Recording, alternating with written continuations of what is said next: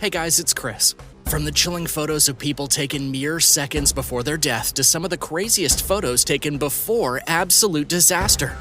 Here are 10 of the most haunting last photos to give you goosebumps.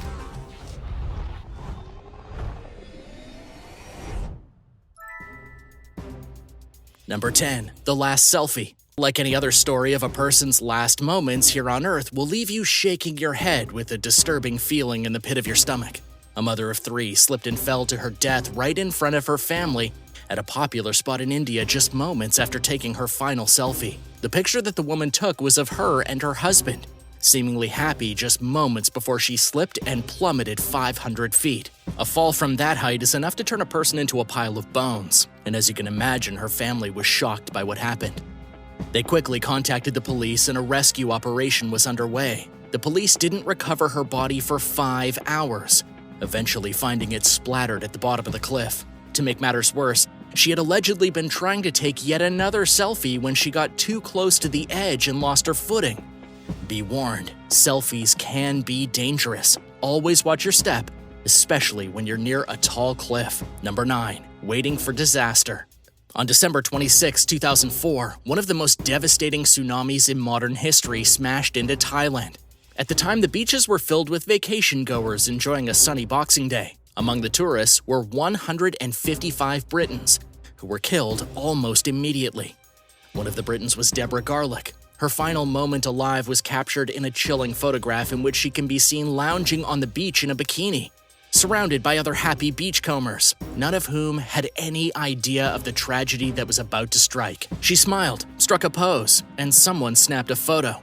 The image was actually found after the incident, discovered on the very last roll of film taken by Deborah. Minutes after the photo was taken, a tidal wave over 98 feet hit the shore, killing Deborah and the other 155 British citizens and 230,000 additional people throughout Southeast Asia.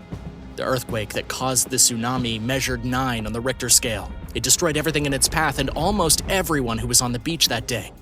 It does make you wonder, though, how did that roll of film survive the destruction of the tsunami? That kind of seems totally bizarre. Number 8. Falling from the sky. It was February of 1970 when Keith Sapsford, only 14 years old, crawled onto the landing gear of an airplane at Kingsford Smith Airport in Sydney. The boy apparently had caught the travel bug after a vacation with his family and wanted to go on a new trip.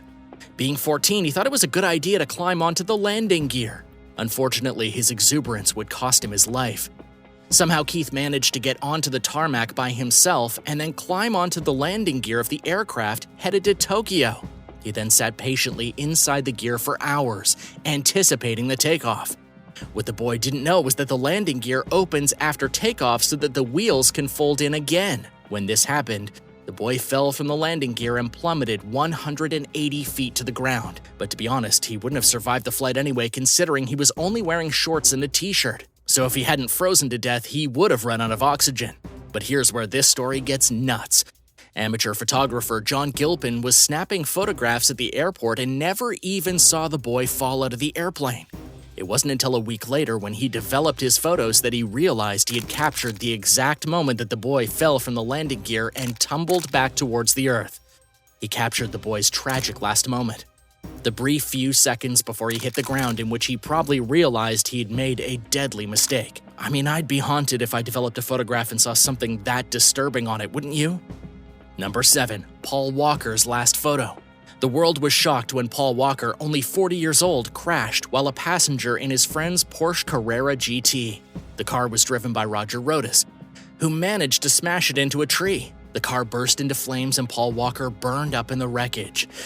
And while we all know how tragic the accident was, what a lot of people don't know is that a famous last photograph was taken of Walker just before he got into the car.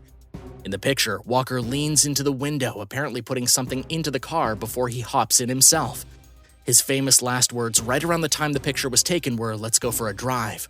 Today, Walker is survived by his daughter Meadow.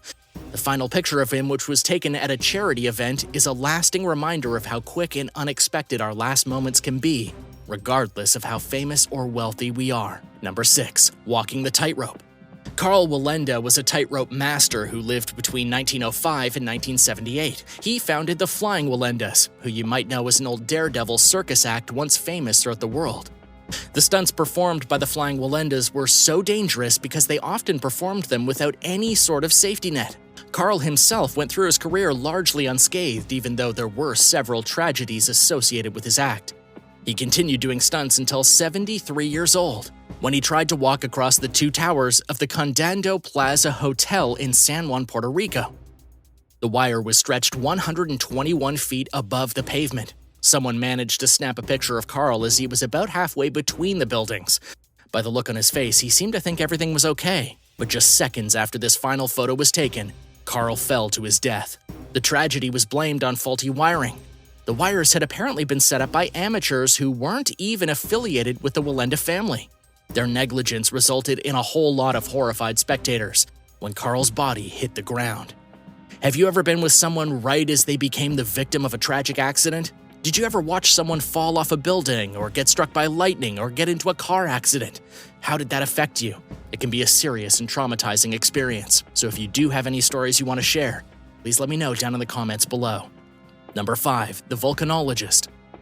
When Mount St. Helens erupted on the morning of May 18, 1980, one of the first people to arrive on the scene was U.S. Geological Survey team member David Johnston. He went down to the volcano to monitor it as it erupted. He had extensive experience with volcanoes in Alaska. He understood the hazards of explosive volcanism better than most people, and he was an advocate of safe monitoring. When he arrived at the scene that morning, he thought he was in the safe zone. He even single-handedly persuaded the authorities to limit access to the area because of a potentially violent eruption. His nagging the authorities resulted in only a few deaths instead of what could have been thousands. Someone snapped a picture of David at 7 o'clock in the evening. He smiled at the camera and seemed perfectly content. It's a shocking image to see now, knowing what happened just after the picture was taken. While manning the observation post 6 miles from the volcano, David was literally erased by the literal blast. The volcano exploded with such force that he was pretty much evaporated. His body was never found, but 13 years later, road workers discovered the remains of his trailer. Of course, if explosive and shocking events are your thing, and they probably are if you're enjoying this video, you'll definitely want to subscribe to World List if you haven't already. Number 4. Swept away. Jamie Zimmerman, a doctor who worked at ABC News, died because of a horrible accident while on vacation in Hawaii. But before the accident, Jamie took a photograph. She took a picture of herself smiling and carefree at the edge of a cliff, with the ocean crashing against the shore below. In the photograph, she appears happier than can be. But almost immediately after the photo was taken, she lost her footing, tumbled into the Lamahai River, and was swept out to sea. Lifeguards were called immediately. They reached Jamie's body within just a few minutes, but unfortunately it was already too late. CPR didn't work. And even though she was transported to the hospital very quickly, all attempts to resuscitate her failed and she passed away. Now her final moment is memorialized in this photograph, peaceful and relaxed, just moments before an agonizing demise. Number 3. Caught with the murder weapon. In Saskatchewan, Canada, a murder took place on March 24, 2015.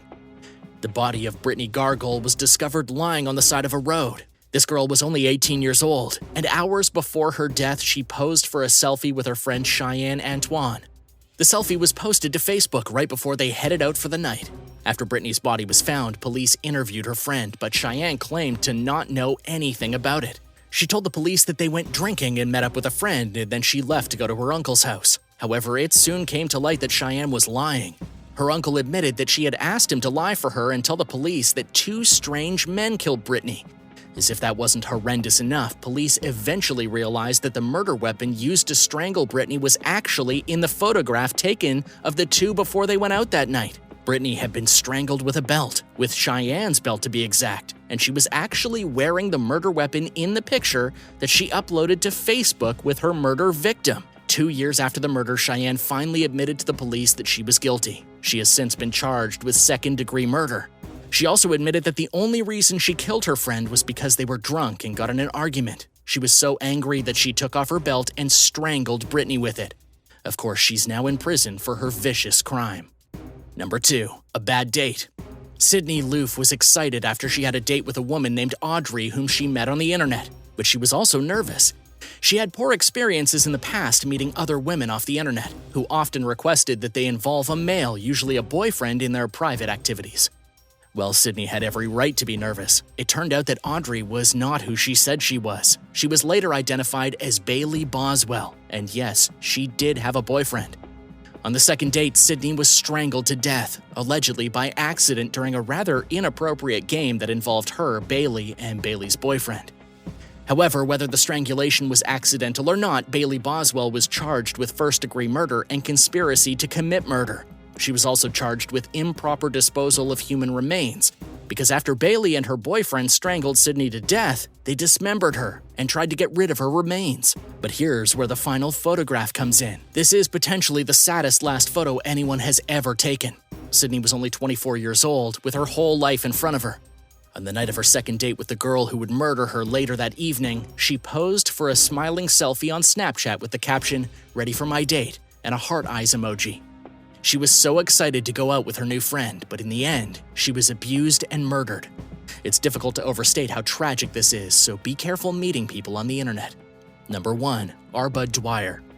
In January of 1987, R. Bud Dwyer did something that shocked the world. At the time, he was the acting Pennsylvania state treasurer. He was also about to be sentenced regarding a bribery charge. Dwyer maintained his innocence to the bitter end, saying he had nothing to do with any bribery, but nobody really believed him. A judge offered him a plea deal including a small sentence of 5 years in prison, so Dwyer scheduled a press conference. Everyone assumed he was going to resign and plead guilty to the bribery charges. That would be a normal thing to have happened. Instead, he took out a .357 Magnum revolver and shot himself in the face, and the entire thing was televised all the way through to the end. The moment before he put the gun in his mouth was captured in a shocking photo. It's awfully hard to look at when you know what came after. So which of these last photos gave you the most chills? Let me know in the comments, and thanks as always for watching. If you enjoyed the video, please be sure to hit that subscribe button and come back soon for more.